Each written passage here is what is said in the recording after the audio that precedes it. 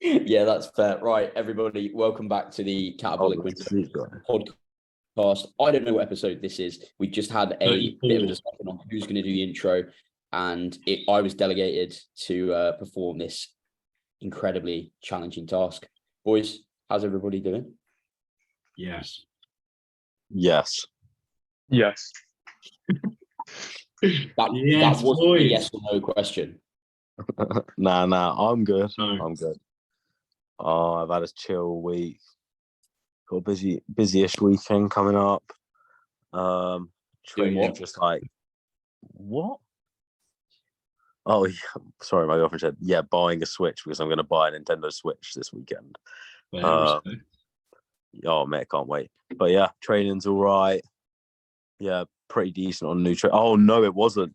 I went out with some mates on Saturday, and we got this fucking giant kebab, massive, with chicken on the side. Mate, tell me why in 2 days my weight went from like 87.5 and touched 89. Lol. And then I'm back down. I'm going back down. I'm back down to 87.9 or something. Bro, I want to know what's in that kebab. Bro, I'll send you boys a picture after. My God, this thing's a monster. Best kebab shop in the world, though. I'll put it out there.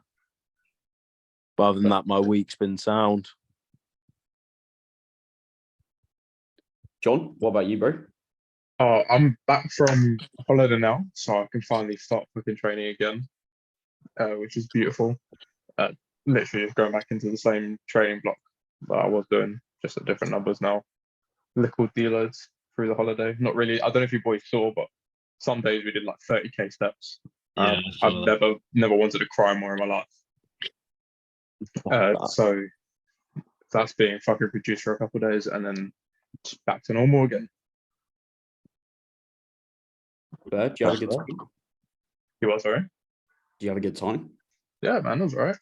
Shit's legal over there, so we were blazing it up every day. Where did you go again? We're at Barcelona. Oh, can we talk about this? I'm curious to know, what were the prices like in Barcelona? So for like their lower grade stuff, €5 for €5 for a gram.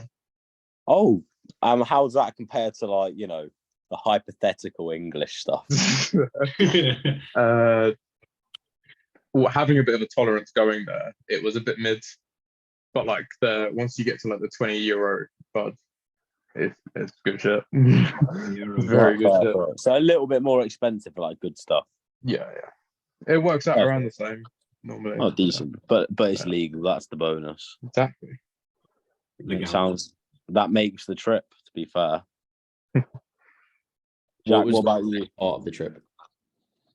Oh, sorry. What was that? The best part of the trip?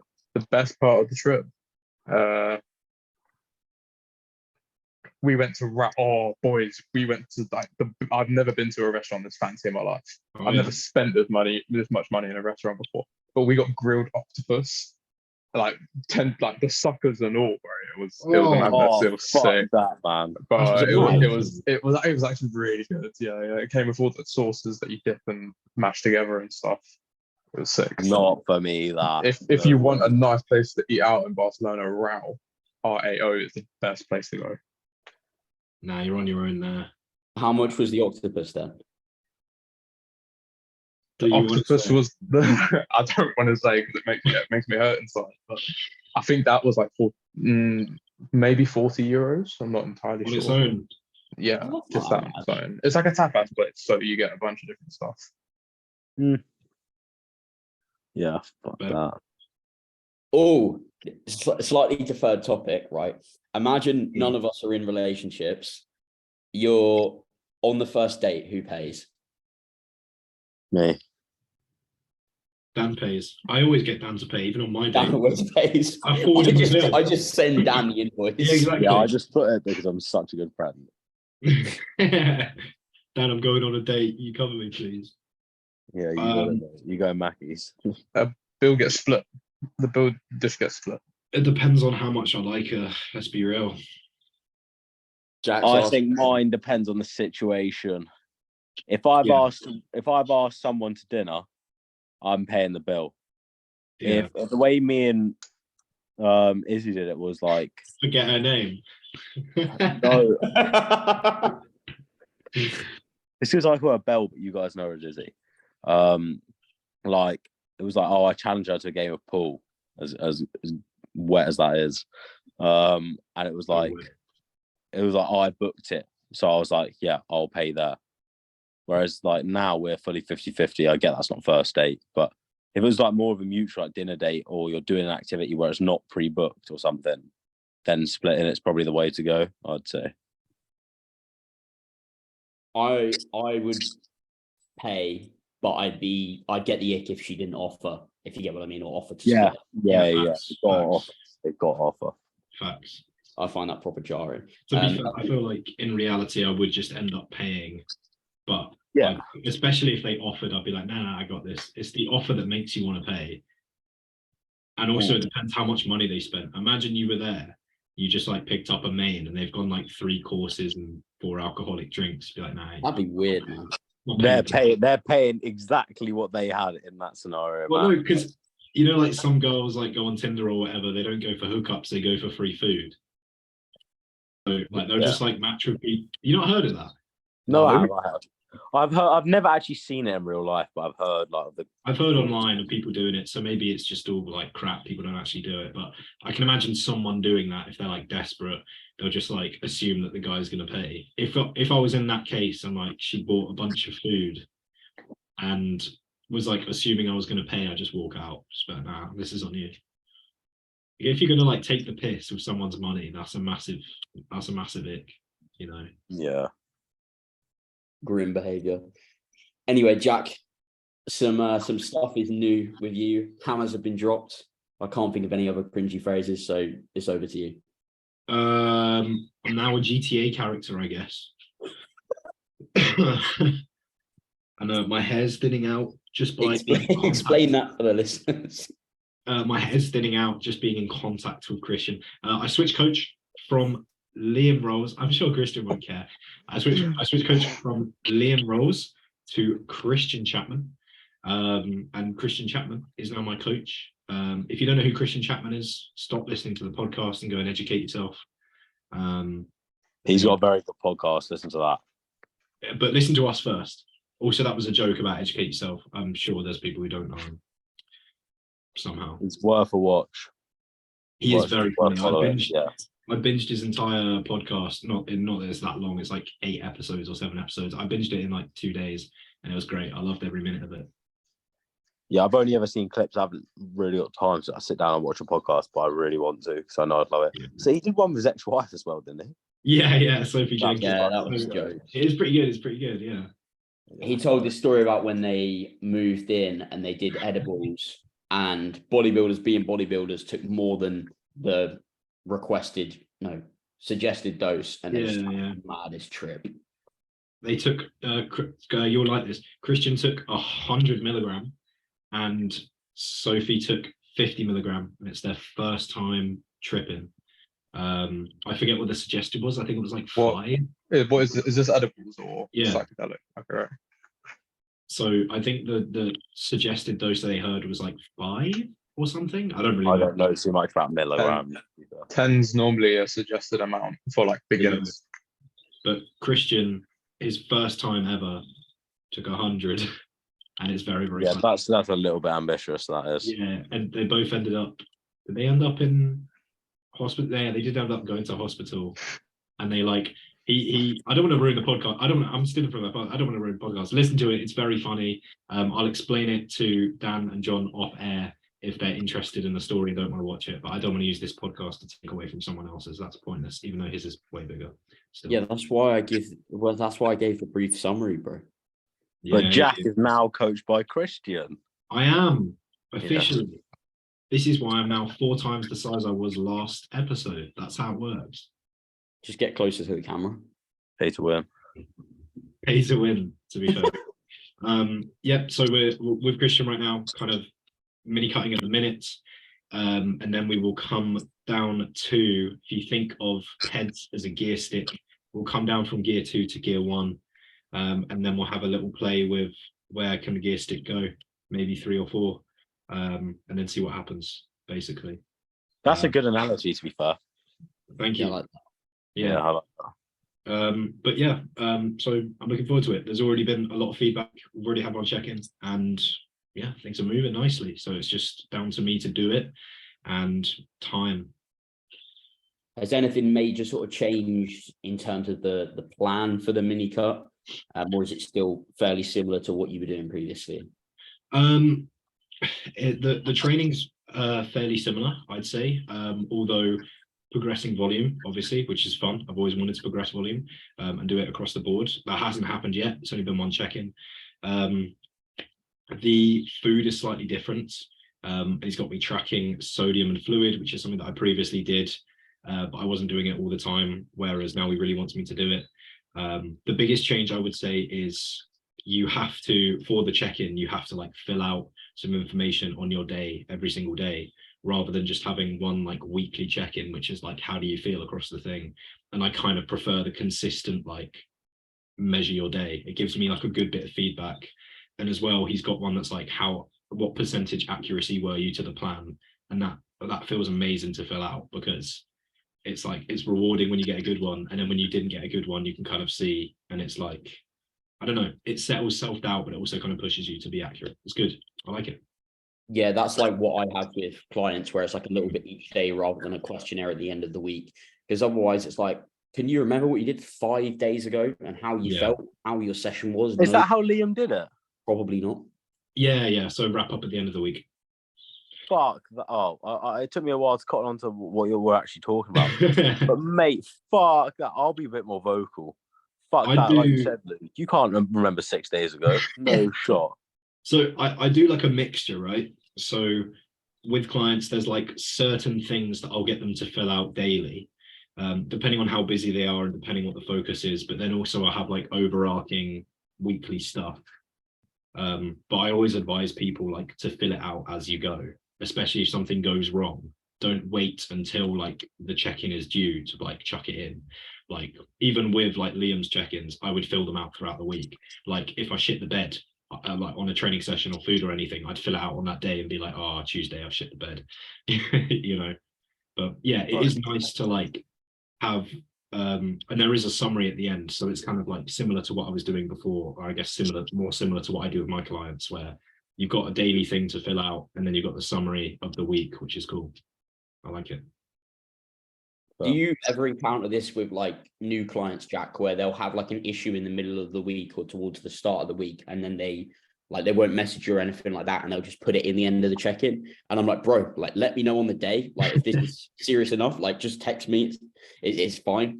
Or when they'll say like, sorry for all the questions, I'm like, that's what I'm here for. Ask me questions.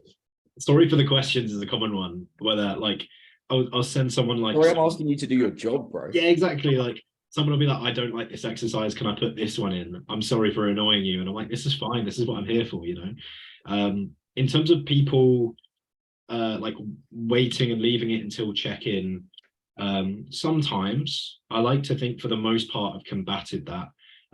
With fresh clients, I tend to message them more frequently in the first month, because in my experience, for some people, you need to chase feedback to get it.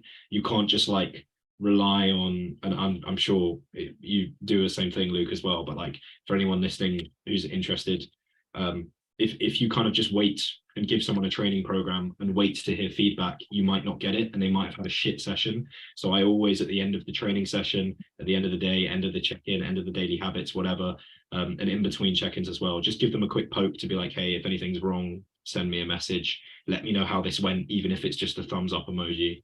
Just give me that feedback. And then, yeah, people tend to kind of click into gear fairly quickly. Not into gear like pets, but like, you know, I wasn't even thinking of that, to be honest. Yeah, people get enhanced real quick. Yeah, bro, let's go. Do you know what I saw? You know, when like we've done this occasionally, Jack, where we posted on our stories like what coaching includes. Yeah. And I saw someone post it the other day, and they were putting the list out. And I can't remember the wording, but the way they wrote like PED programming made it sound like everyone gets put on peds. I was creasing. I was reading this like, yeah, bro, I don't care if you're a female, you don't want to become a man. Like, this guy just needs more trophies, bro. Yeah, the PED plan, bro. Planned PEDs. Everyone gets the same though. Yeah. Male or female, no matter how many height, how much you weigh, how tall you are, everyone gets the same dose, bro. Exactly. Doesn't matter. We know a gram of test works, so put everyone on a gram of test. That's terrible advice. Don't follow that. Jesus. We got to get those numbers up. There's actual people out there like that, and that fucking terrifies me. Yeah, Anyway. we're joking, just to clarify. Yeah, don't do that.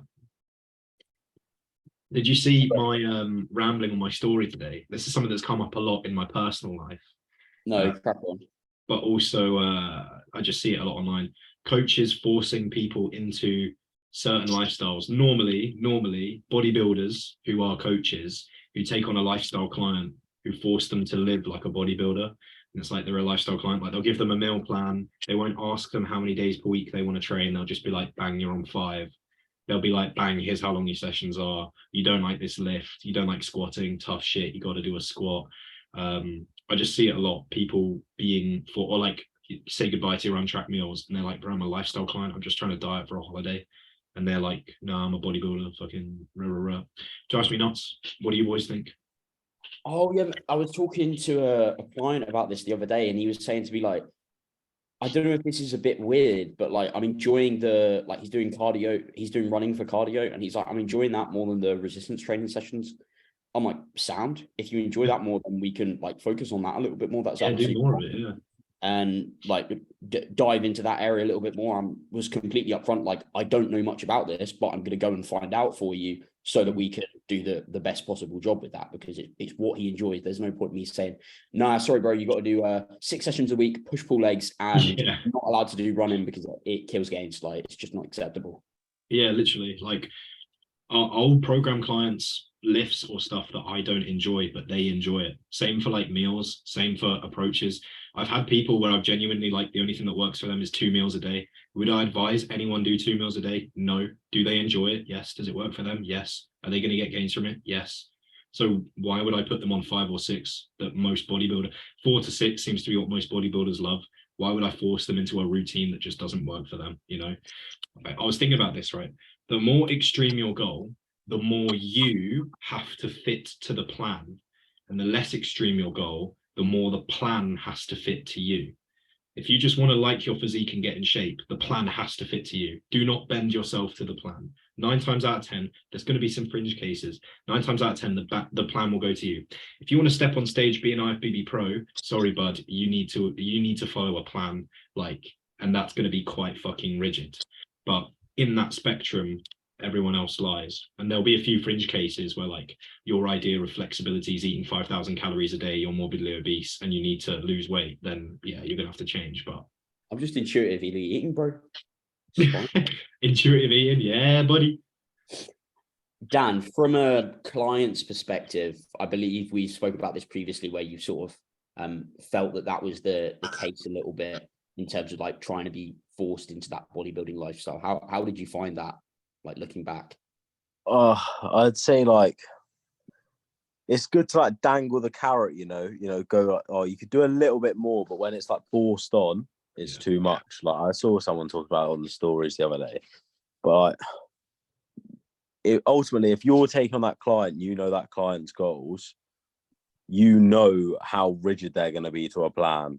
And if it's not rigid enough for you as a coach, and you don't have the patience for it, you say, look, this isn't going to work, and you can't take on that client. If you're willing to take on that client, you've got to understand what they're willing to do and what they're not to. And then you can dangle the carrot a little bit, but you can't push them into anything. Otherwise, that's just bad coaching.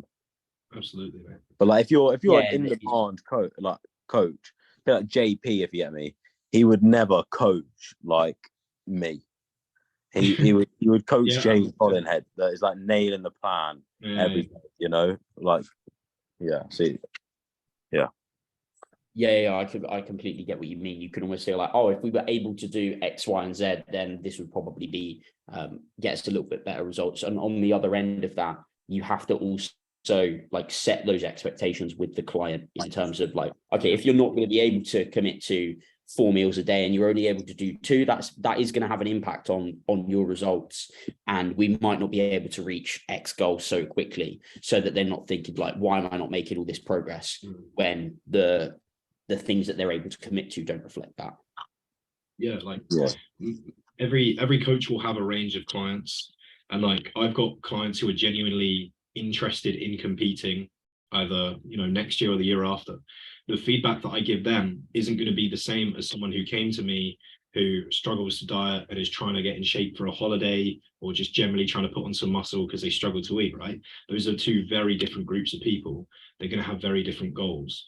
And if you're a coach, you need to understand. I feel like it's a bit of an understanding of like how to get from A to B. Some bodybuilders like, all I know is rigidity. That's all I know that creates results. I don't understand how I got here, so I'm going to make everyone else rigid because that's how I know it works. I feel like if you truly understand the mechanisms at play of training, nutrition, recovery, etc., then you should be able to bend that to the client to help them get good results. Surely, if you're forcing everyone onto the same food, the same training, you clearly don't really know how it works. You're just kind of parroting what you've done before to someone else, which isn't what they're going to do. Some people might love that, but not everyone, which is what makes a bad coach. And at the end of the day, it is enjoyment that dictates that person's willingness to stick to the plan as well. At the end of the day, if you've got them doing something that they didn't want to do, or didn't even set out in the first place to do, they're going to give up. Like, that's not. Yeah. Like the client I mentioned earlier, what's he probably going to be more likely to miss? His cardio sessions or his weight training sessions? Probably the weight training sessions, because he doesn't enjoy them so much.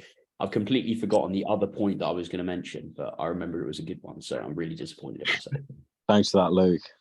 The thing is, like, as well, if you're a coach and you burn your client out of training, you don't just burn them out of like, oh, Luke's got something to say after. You don't just, I'll wrap up quickly. You don't just burn them out of like yourself, but if you burn someone out of training, you've taken them out of a potentially healthy and positive habit.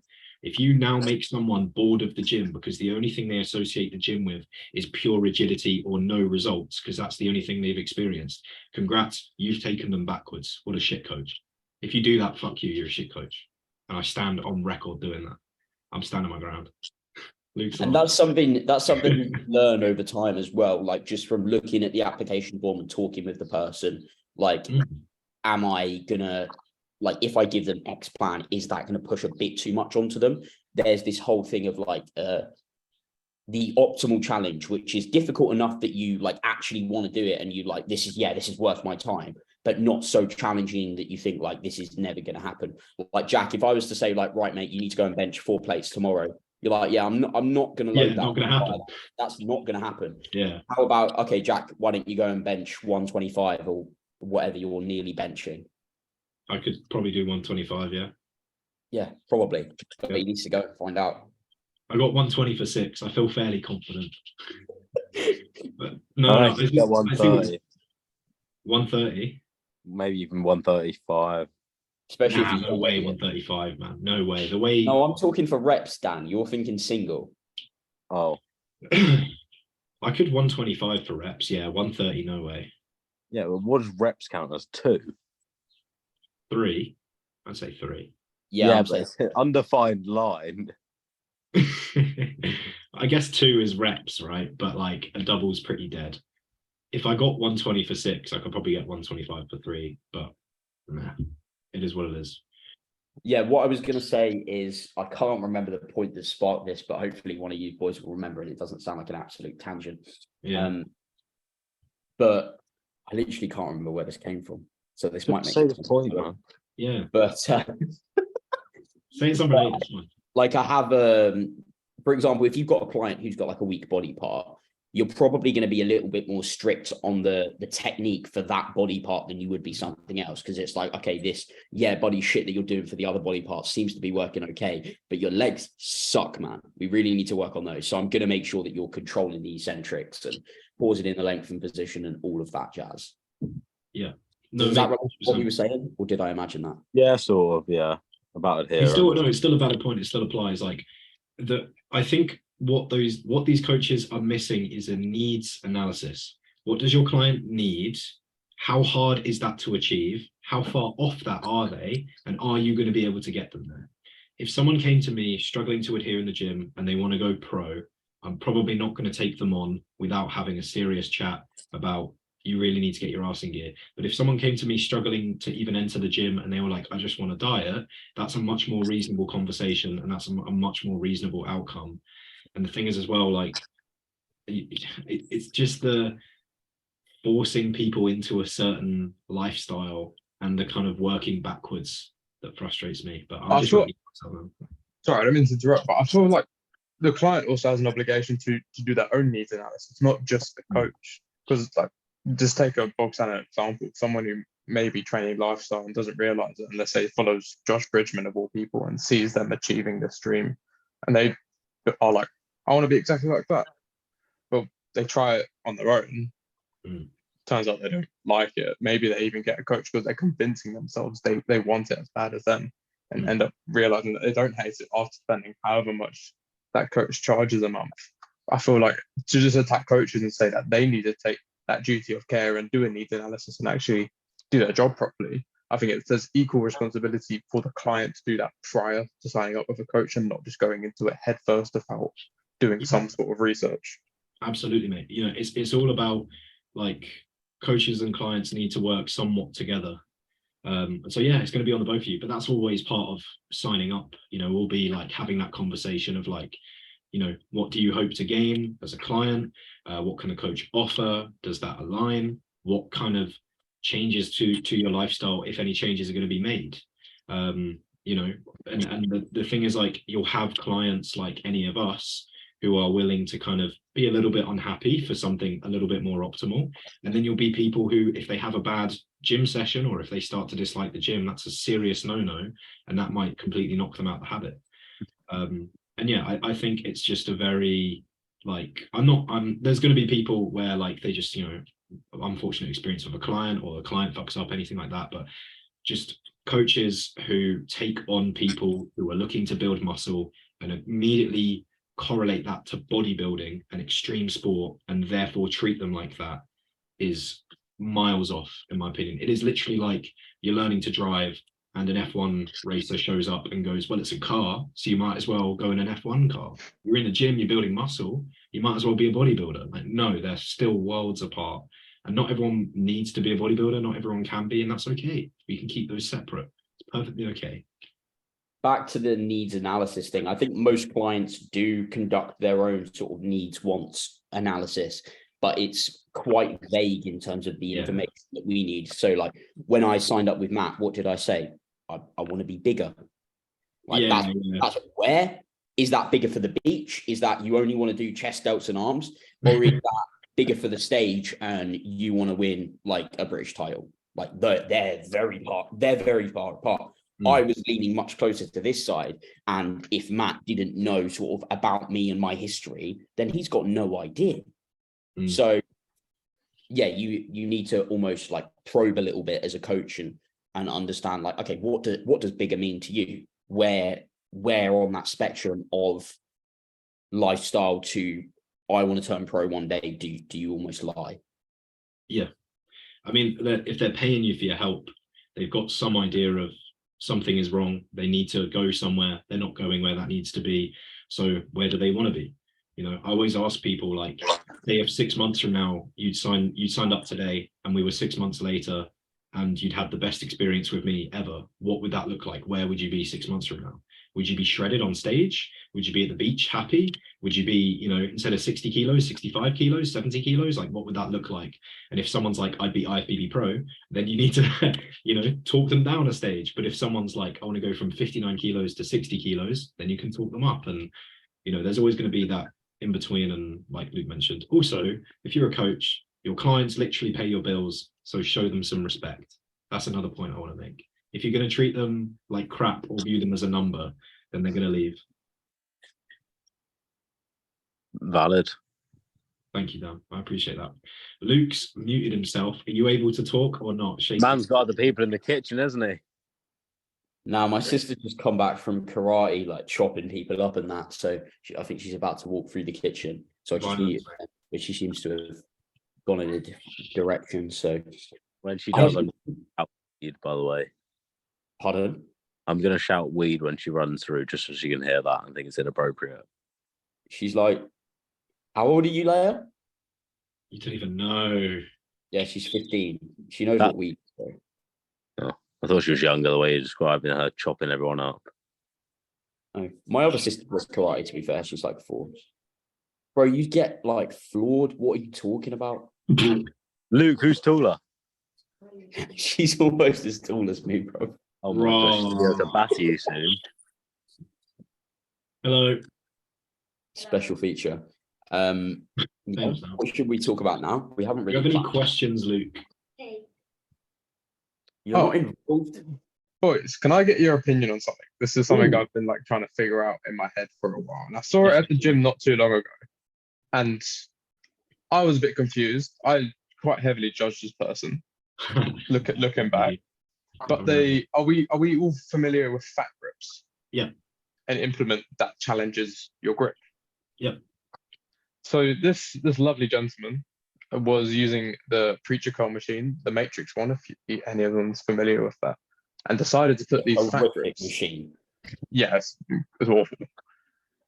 But this lovely lad decided to use the fat grips on this machine. And I just want to get your boys' opinions. What do you think about putting something that challenges your grip on a machine that doesn't necessarily challenge grip anyway? How would that benefit this individual? If it's like more stable or more comfortable on joints is like the only way I'd say, or if it's a better stimulus, if it's not limiting something, then yeah, go for it.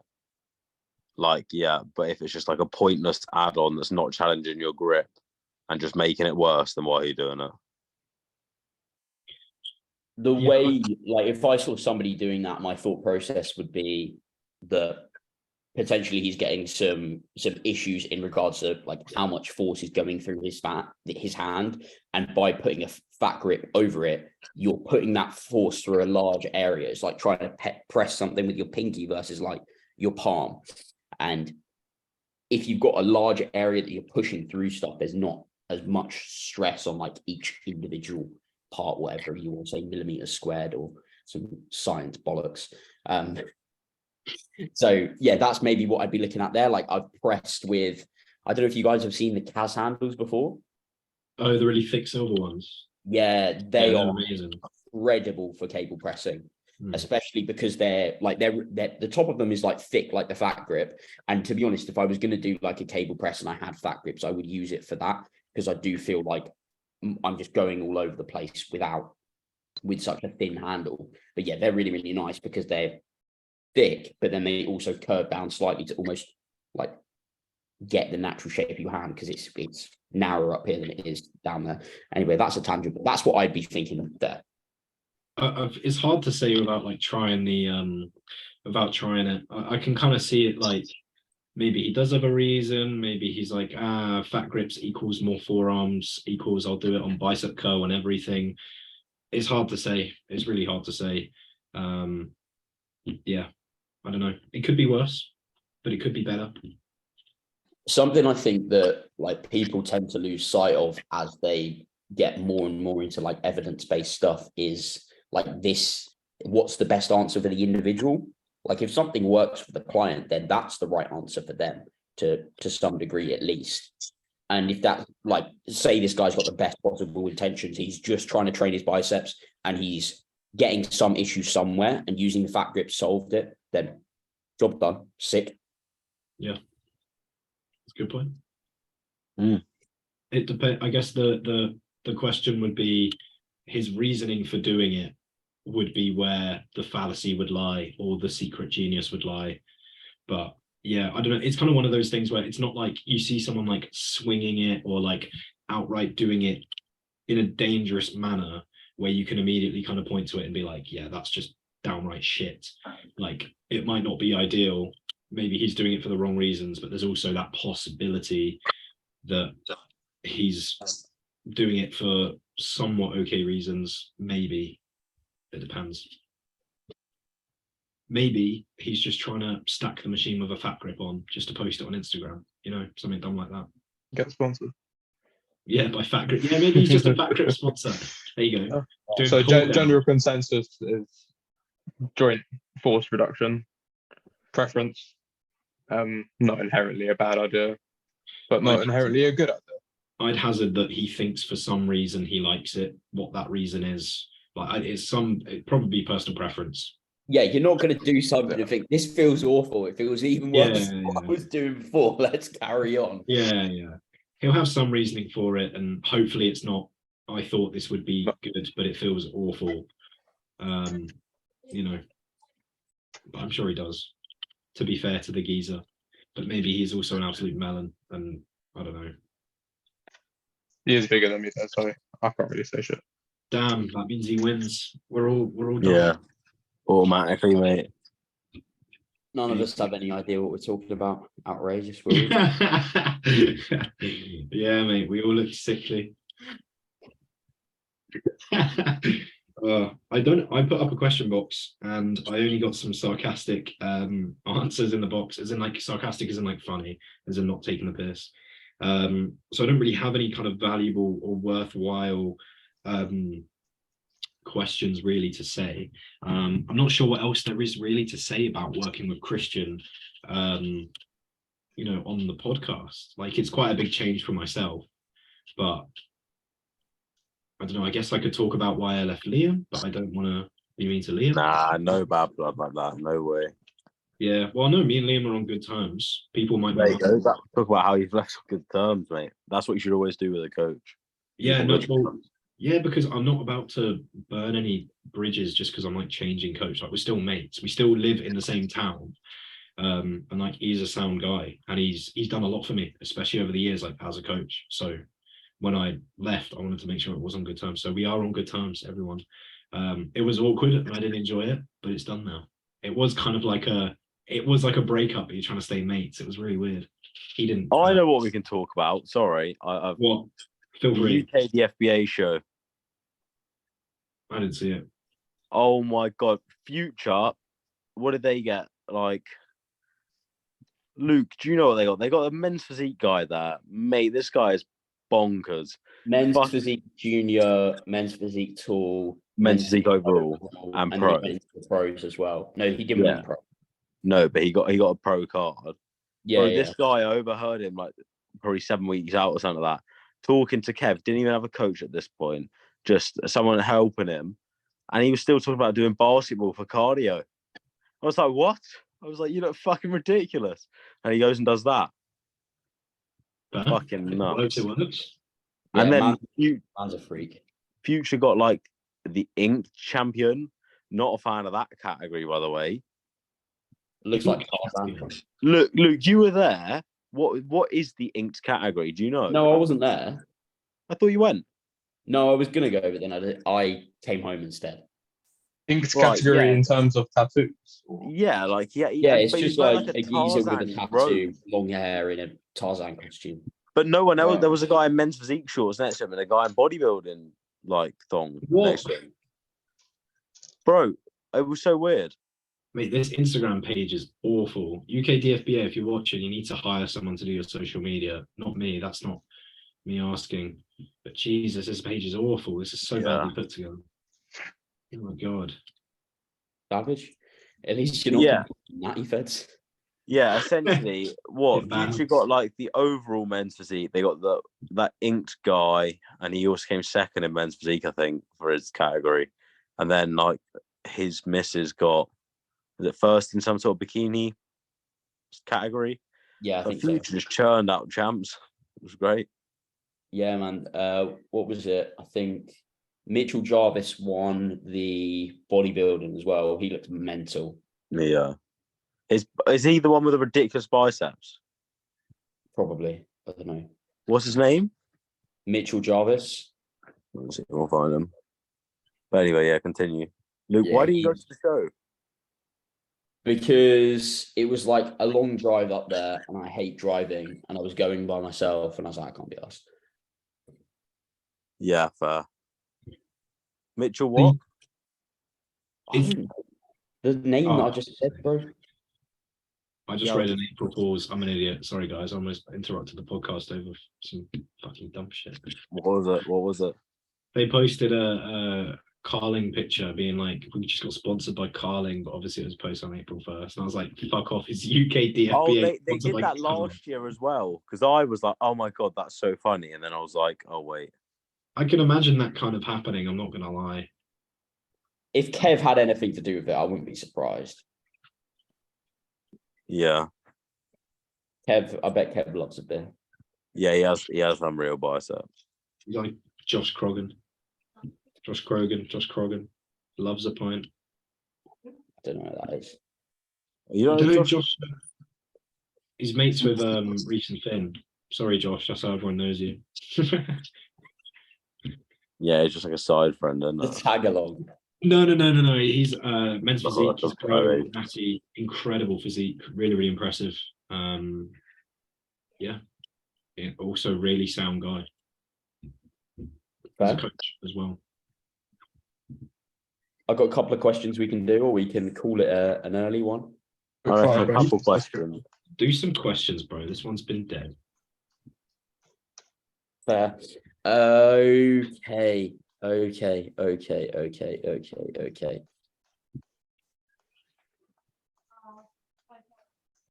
You guys hear my mum? A little bit, but not what she's saying, just noise. Yeah. We love a good bit of noise. Okay. How does it impact you when people will like look at you and say like, "Oh, you've lost weight"? If I'm trying to cut, great. If I'm trying to bulk, not great. Yeah, pretty much. I don't really like the phrase. I don't like the phrase "lost weight." I guess like you're lean. You look skinnier or something. But only You really don't say skinny to a bodybuilder. I really trust the judgment of like my mates who also train, and like it's like how I look in clothes is very different to like how I look with my shirt off, and when I step on stage it'll just be me and my shirt off. So as long as someone doesn't say that when I've taken my shirt off, then I'll be like, fuck. But, yeah. Fair.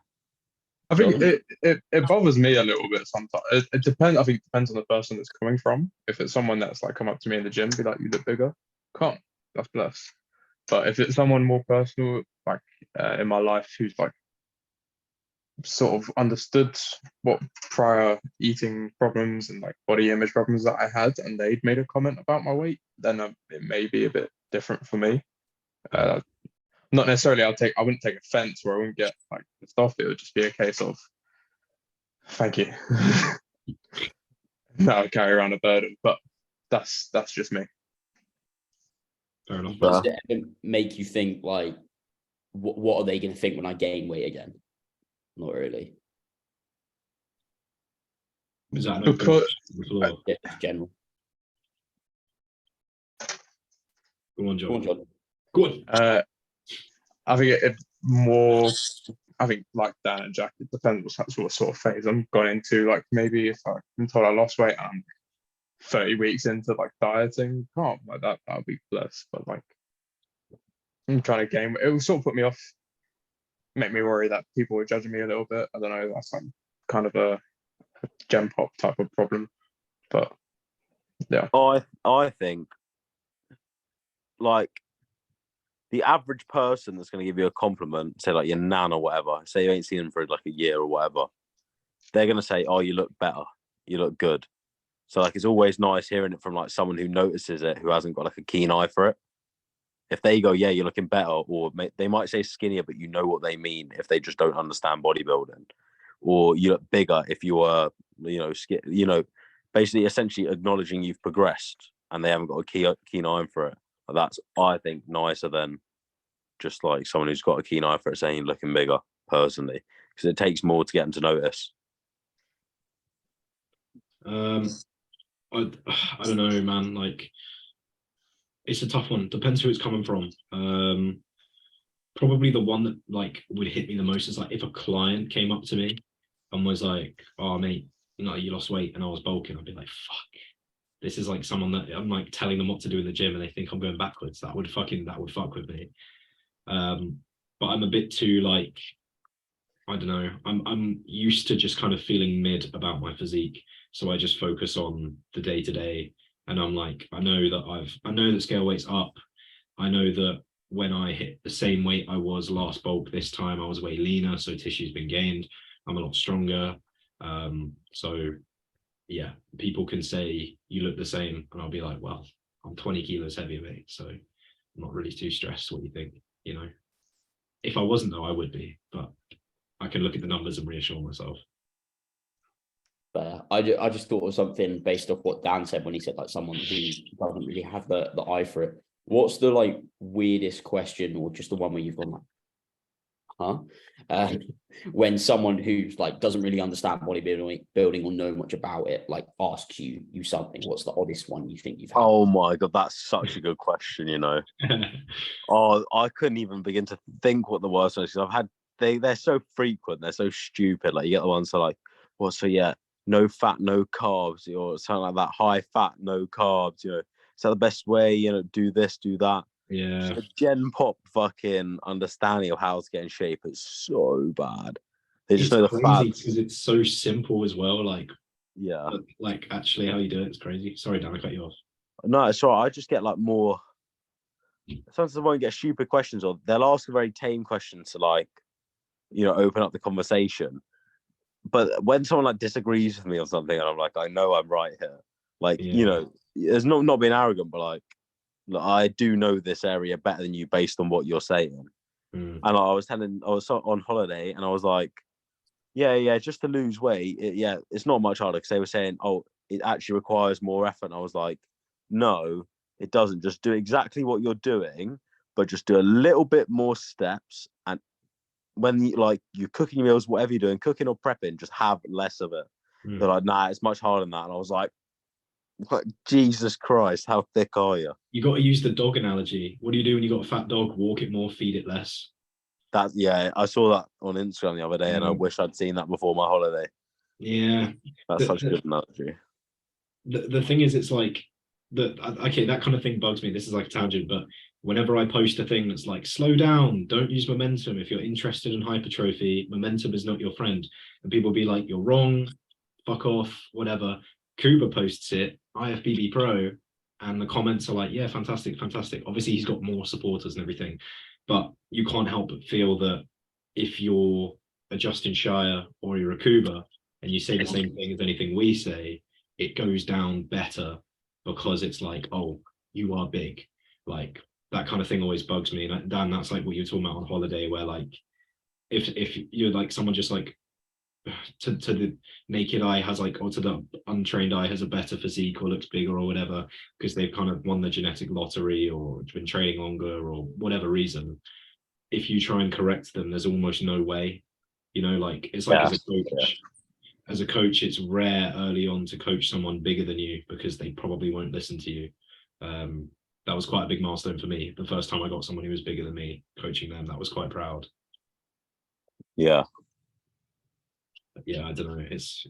Wait, what the fuck was the original question? Now I've rambled on. The question was, what's the weirdest thing that like someone who doesn't train has asked you? Mine is probably like, oh, but what about when you stop training? Won't it all just turn to fat? That was a banger. I think I'm trying to think. Do your joints grow? I've never heard that. I'm trying to think. Normally it's like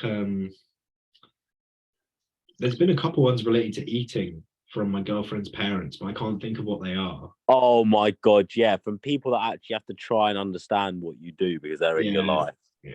My god, when they're trying to seem inquisitive, and you're just like, oh, you're just not getting it. Oh, I was trying to, when I was bulking, I was trying to explain to them that I wasn't hungry, and they'd be like, let's cook you some food, and I'll be like, no, like I've got some.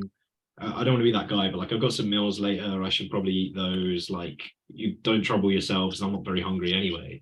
And they'd be like, what do you mean you're not very hungry? And I'll be like, well, I eat like a lot of food. And they'll be like, yeah, but like, last time we saw you, you were really hungry. And that was like when I was like coming out of a diet, and I was like, I don't know how to tell you I don't know how to explain this. It's like I'm trying my best, but I've had that with my nan before, where I was saying that I wasn't really hungry, and she was like, "Well, just don't eat it. Then it's okay. You don't need to."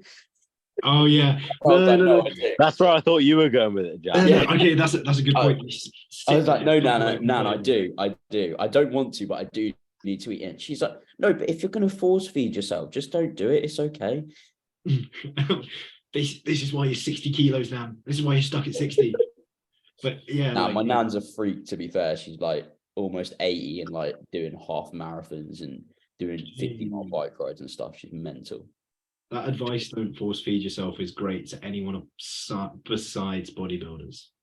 No, but Jack, that's the advice we'd give to clients if they were like throwing up. Yeah, yeah. We won't take it ourselves. Well, yeah, because different goals, like Yeah. different goals. It depends. Like if I have a client who like is trying to bodybuild and they're like, I'm very full, I'll be like, right, okay, realistically, here's how much time we've got left, you know, yada yada yada. If I had a client throwing up, yeah, I'd pull the plug. If I was throwing up, I'd probably pull the plug. But sometimes it is worth like having a sit down, reassessing food selection, and like just pinpointing what you can. But yeah, obviously, to be honest, if I started throwing up food, I would probably just pull the bulk, because I'm like, well, I'm already not sticking to my calorie target by throwing up, so might as well change it. Yeah, fair. Like if it regularly happens to me, I'm like, okay, we need to call it a day here. Yeah, I've been there a couple times. My bulk died off last time, or most recently, because one, getting very fat, as Luke can attest to in person, and two, just struggling to get the meals in. I was just like very busy, and I would not eat, have no appetite. Just ended up eating crap like every single day. Like I'd get a sleeve of cookies for 50p from Tesco Express. It's like 2,000 calories, and then I'd sink a Ben and Jerry's or like a pizza or anything. Worst digestion, horrific. It's all good now though. I'm still not hungry, by the way. However many days into a mini cut I am. That's What good. days? You don't want to be hungry. I can't believe we didn't talk about the training session, to be fair. But there wasn't that much to talk about, because we couldn't talk much during the session. Yeah, bro. The music at Graftism is on a mad one.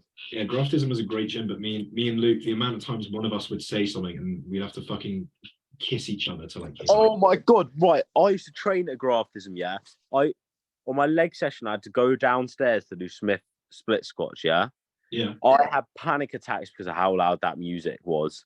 It's like thumping, and you just can't get away from it when your heart rate's high, stimmed up, whatever. Okay, Mate, fair, I it's can so see that bad. actually. It's Yeah. isn't it that bad? Yeah, Yeah. No, it's really bad. Me and Luke If would you're split training next to each well. other. Yeah, we Dan, did. Dan, that just reminded me. I don't think we've said this on the pod, but I have to expose you because it was hilarious. We went to the open day at Remodified the other week, and we had this pre that had like 350 milligrams. Oh, I forgot to say this, didn't I? Dan had to take a tactical chunder. To be fair, though, wait, I was warming up on the adductor, and it literally feels like it was something like crawling in the back of my head. So Bro. I do understand why you threw up, to be fair. Bro, so what happened? I don't have pre that often, yeah? Nothing was off about my digestion. I just woken up and had my pre-meal. Luke picked me up, drove there. And there was this pre-workout outside. And I don't know how accurately dosed it was, but it was maybe 350 a serving. But I didn't see him do mine. I saw him do Keno's after I drank mine. It's like 4 scoops. Little ones, but, you know, it could have been over the serving size. But they said that was what it was. Bro, my stomach started going. I was feeling sick. It was like what I felt like when I had food poisoning and I couldn't eat it. Oh, mate, it was horrible. I was like, right, I can get through this. Just take, you know, set as it comes. Probably like I'd done my laterals and probably like not even the first press. Yeah. And I'm starting to feel ropey. So I slush my face, sit on the toilet for I'm like, right, let's recenter here. Mate, I go back out. I'm like, okay, cool. I reckon I'm a bit better now. I could probably do a set. I'm on the second exercise, bro. I'm like, right, yeah, no, I'm gonna have to go be sick. So I said to the boys, I was like, I think I'm gonna have to be sick. Like it's on the cards here. Went to the toilet, took a few goes, but mate, it just went, and then it just went and went and went until it's all out. Half my pre-meal went. Bro, you're the first person I know to do that off pre. Bro, it just fucked me. I don't know if it like bloated me. I had wind. Fuck knows, bro. But I was like, it's got to come out. Wait. Did you did you start to get like I don't know how to feel it, like your energy crashes, you get a headache? I know I didn't have a headache. It was literally just my stomach. It just didn't agree with my stomach. Oh, that's weird. Might have been something in it, but mate, it was just like felt like it was just when you're just like doing something, it just feels like your stomach could just go. Mm. It was literally like that. I was like, right, I've got to go. If I push myself too hard, it will go. Maybe you just didn't. Your stomach might have been a little bit too empty for that much stim. I guess I don't know. Potentially, but got a good session in nonetheless. So I'm the real winner, and my midsection looked good for the shots after. Saving a session like that is a massive win. I don't know what I would have done in that situation. Probably I didn't feel bad. I just felt sick, but I was fine. Mood was fine. Like, I was with boys. I was having a good time. But after that, I was like, oh, it's up. I feel good now. Cracked on the sets, had no numbers, so it was just like good execution, do what I can. And mate, I had a good session after that. I was pretty fucking hungry considering I didn't bring my post and everyone there's there. And then I had an hour back. Oh, and I hadn't obviously. No, you bring post if it's an hour. Come on. Oh mate, I didn't have time in the morning, but day before. Oh man, I'm too not optimal for that shit. I'm just gonna say that I picked him up at like 11, and he didn't have time. John, how far are you from Derbyshire? From Derbyshire. Don't dox yourself too bad, mate. Careful. I don't know how much you care. Yeah, I bet you're not that far. To be fair, it's a Be Modified's good gym. You should go there. Yeah, it's actually pretty sick. John, when you not at uni, when you it's a 3-hour drive, roughly. Oh. Yeah, not from now. When you're at uni, you muppet. When I'm at uni? Yeah, I'm still in Nottingham. Yeah. What? How's it a 3-hour drive? Bro, Nottingham's really north. What? Wait, how far are you from Leeds? Midlands, mate. What are you on about? Yeah, Nottingham's East Midlands. Yeah. How far are you from Leeds? Because we're Midlands. Oh, hold on. Nah, Be Modified wouldn't be that far. Yeah, or the gym directly. Anyway, Jack, what I was going to say about graftism is it's really weird. It's like it's two separate gyms because upstairs almost feels like a Gen Pop leisure center, and downstairs is like knitting. Yeah. It's a good. The thing about graftism is the music is crazy. Like I can't imagine putting AirPods in that gym. You just wouldn't hear them.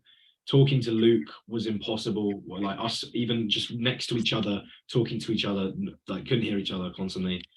And yeah, there's good kit, but it's so small. There's not a lot of variety. It's so cramped. Like we were like, oh, we want a tricep exercise. Well, it's either cable Smith or the one machine. Like we're looking for like something that we can't do somewhere else. We can do cables, we can do Smith. We ended up doing cables, but like we had that tricep dip, but that was crap. So that was it for the tricep machines. There were a few like incline presses. There wasn't really a flat one, although there kind of was, but we didn't give it. No, the prime one that we used was fairly flat looking back at it because the seat was angled against. I reckon next time we should have gone for the hamstring thing. Yeah. Oh, that's a nice machine. Yeah, I didn't rate the shoulder press. The side delt Atlantis was fine. Yeah, I don't rate the Atlantis one. I used to get on with it loads, but I can't see how I did now. It just hurts my shoulders in all. I think the one at Graftism's got really good alignment compared to every other Atlantis press I've used. It's different. I'd go there again for pull. I'd go for pull because it looks decent. Yeah, definitely. Push up be like it looks okay, and then legs at no chance. Nah, it's decent for legs. It's decent for legs because they got a prime leg extension, prime seated ham. Yeah. The thing pendulum, is, Atlantis pendulum. It's one of those gyms where I'd do a meso at it, but I wouldn't like make that my home gym or like my main gym, because imagine you've plateaued or you've pretty much finished like one of everything. That's it.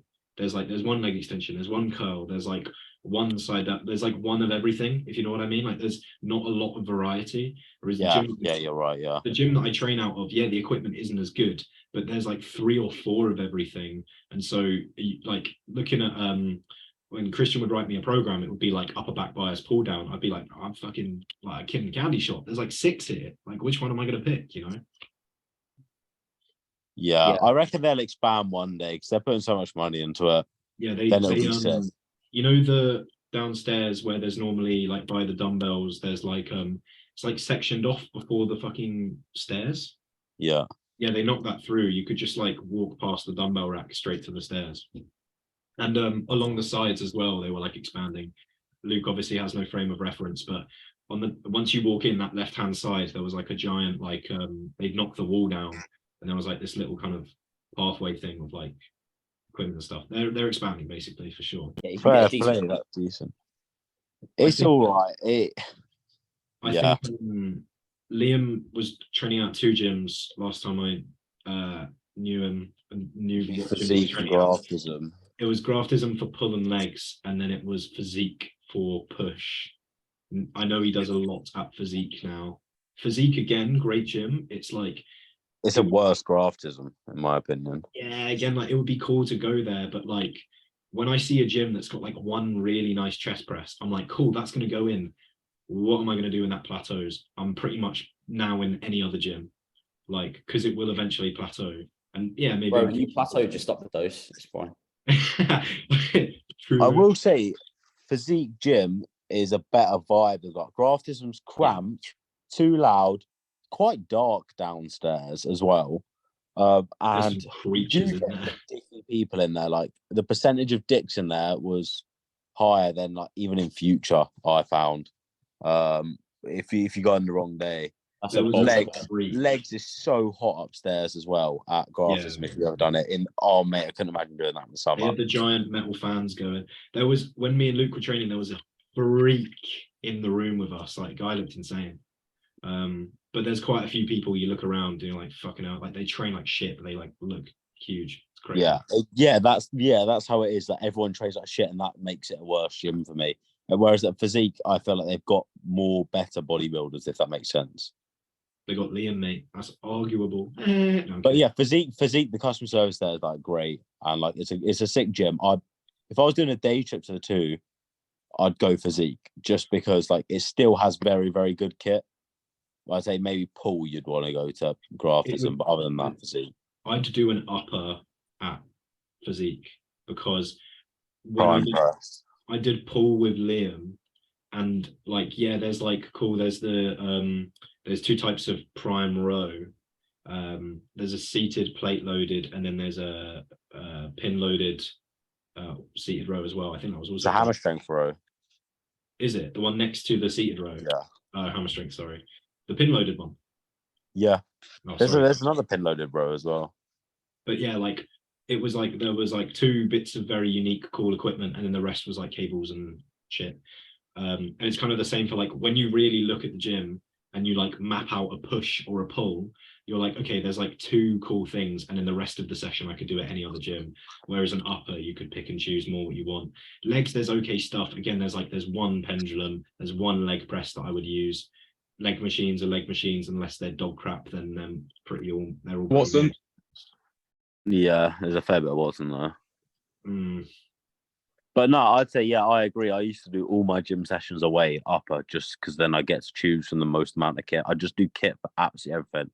Laterals, 2 presses, 2 pulls, arms, all on kit, no cables, just to feel like I make the most of my money. No, but exactly like every time I've gone to Ultraflex, I use kit that like I couldn't have before. Why would I, like, even if it meant like breaking the structure of a session, like I might do a push and skip a side delts just because they didn't have a side delts machine. I can do it a different day. I'll do biceps or something just because I want to use the kit. Like I don't want to go and pay to be somewhere else, break my routine just to then end up doing what I'm already doing, but I can't compare numbers. Like, what is the point? For me, it's like if I have a dumbbell press, say and I go to a different gym that's got a sick incline press, best believe I'm not doing that dumbbell press. Like, I'm using the kit that's there. I'm having fun. I never get it when I see people do like cables or like a movement like dumbbell press when there's really good kit there. Like I can understand why you'd want to, but come on, just enjoy it. Depends. If I was on prep, it's not got the better kit, if you get me. Otherwise, then cable or dumbbell is the best alternative. I think it's also a little bit relaxing to like be freed of like, for this session, I'm just going to train hard. I don't really need to progress. But I don't know. Maybe that's just me. No numbers I as don't think well. the prime lateral was that good that we used. Like it No, doesn't. not. I love how you can adjust the resistance profile, but where the machine's range of motion stops is like definitely still mid range. Nah, that prime thing, I swear you guys were sat on it the wrong way. I know No, everyone's we tried it the other way round. No, we would not. We were really not, mate. But where was the pad? Was it on your chest or your back? On your chest. Yes. Right, Luke, when we did it at Destination, we put it on our back and we all rated it so much. I swear to God, it's so Yeah, much that's why I tried it, but it was weird when I did it at that one. I don't know why. Luke at the top coming up, like his front delt was dead on top and his arm was like this. It looked weird as fuck and uncomfortable. We both tried it and it was dog shit with the chest on, with the pad on your back. I don't know if it's like a different generation of prime or if we're thinking of the same. I don't rate it that much as a lateral goes. Have they still got that standing Atlantis one? I think so, yes. Mate, it's a sick lateral. I'd have used that, but that's because they've got one of those like a reverse lateral, like a standing fly. Yeah, that was opposite when I used to train there, opposite. Yeah. I think they had it next to that. I'm not sure. Yeah, it's usually back to back when I was there. And yeah, the bros do them back to back because they're like, yeah, pretty much, yeah. Right. Everyone was definitely very bored of listening to that. Oh, shut up, Luke. Fans, they love it. We care about kit. Nobody else does. So thank you everybody for listening. I think this was episode 35. I just had a look. Oh, it's 34. 34, mate. Nobody cares.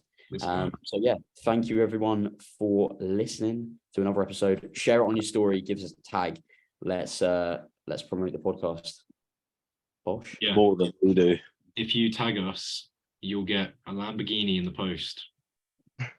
You can post it. Let's give them an incentive to tag us if they've actually got this far. Well, we had the group chat idea, but I've only ever had one person come forward, and I told him, look, only one person has come forward. No more people have watched it than that. But one person DM'd me, and I was like, look, I would make the group chat, but it might as well be this DM that we're having that's the group chat. But yeah, so if more people come forward, I've got a list of one, but I can add people to that list. So that's so demoralising, a list of one. I know 2 people that we can add. It's just that people aren't like that keen to be in the group chat, I think, because I've seen that's where it'd be better when you only have like a few people, because when you get too many people, it'd be unmanageable, wouldn't it? No, but that'd be fun though. Just like a group chat, like a fucking Discord server, just like chaos. Like a shit post. No, this is still recording, right? Yeah, right. Well, that's our plan, people. Yeah. So tag us, share it on the story. See you. Bye.